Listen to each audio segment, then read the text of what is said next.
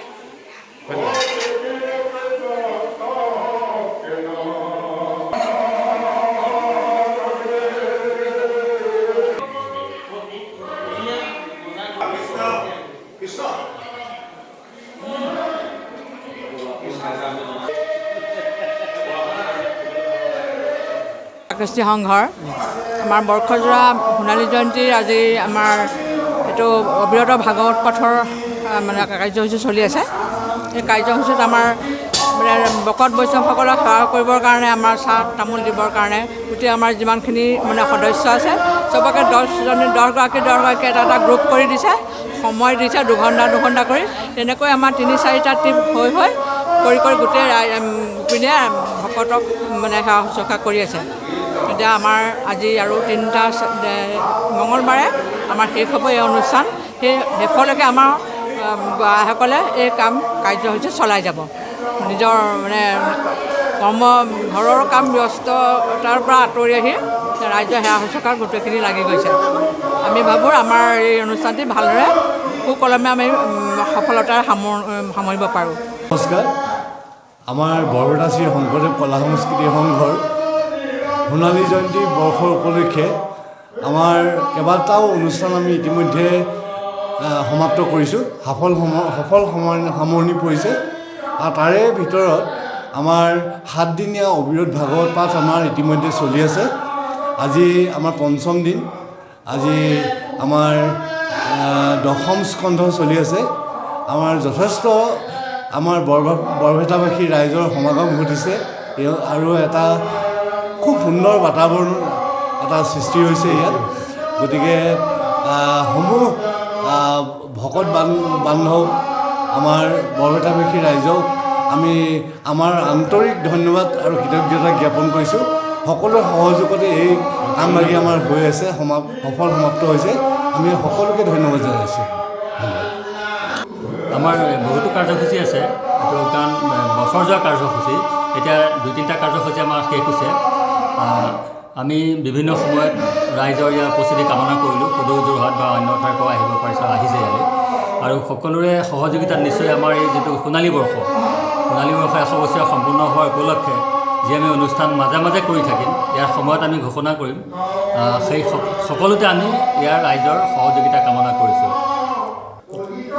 জয় গুৰু শংকৰ সৰ্বগুণা কৰো যা কিৰি নাহিকো পাম তোহাৰী চৰণ ৰেণু হত কোটি বাৰেকে কৰো প্ৰণাম।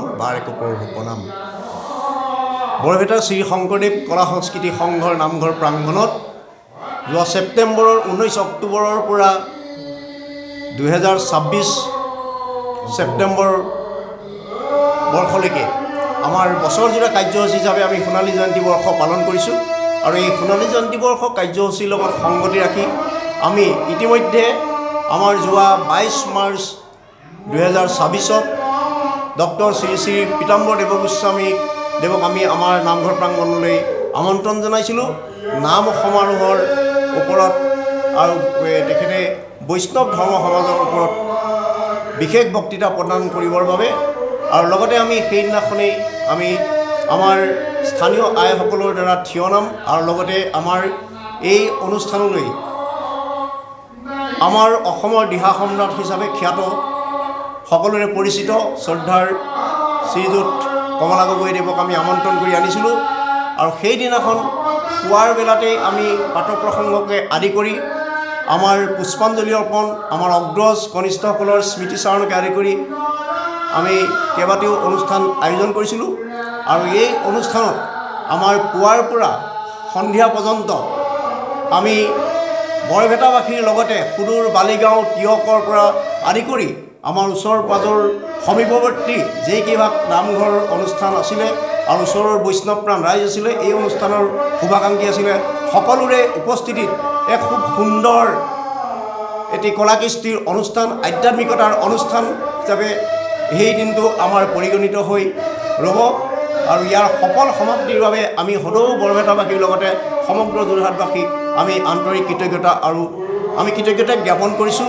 আৰু লগতে আমাৰ 24 মাৰ্চৰ পৰা আৰম্ভ হোৱা অবিৰত ভাগৱত পাঠৰ আজি এই 5ম দিনত আমি আহি উপনীত হৈছোঁ। আমাৰ এই ওচৰ পাজৰ সমীপৱৰ্তী ৰাইজৰ লগতে বৈষ্ণৱপ্ৰাণ ৰাইজ সকলোৱে আহি আমাক যিধৰণে উৎসাহ উদ্দীপনা জগাইছে, চাকি বন্তি শৰাই সঁফুৰেৰে তেখেতলোকে আহি আমাক যিধৰণে উৎসাহ উদ্দীপনা যোগাইছে, এই নামঘৰ প্ৰাংগণত উপস্থিত হৈ তেখেতলোকে নিজৰ ভক্তিৰসৰ কামনা কৰিছে। তাৰ বাবে আমি সকলোকে আমি আমাৰ তৰফৰ পৰা অনুষ্ঠানৰ তৰফৰ পৰা আমি আন্তৰিক কৃতজ্ঞতা আৰু ধন্যবাদ জ্ঞাপন কৰিছোঁ আৰু আশা কৰিছোঁ আমি এখন সুস্থ সমাজ, শান্তি সম্প্ৰীতিৰে গঢ়ি উঠা নিকা সমাজ, গুৰুজনাই সৃষ্টি কৰি থৈ যোৱা বৰ অসমৰ ভেটি আমি ইয়াত প্ৰতিষ্ঠাৰ হেতু যৎপৰোনাস্তি চেষ্টা চলাই যাম। তাৰ বাবে আমি সংকল্পবদ্ধ হৈ আমি ঈশ্বৰৰ ওচৰত প্ৰাৰ্থনা জনাইছোঁ। ধন্যবাদ।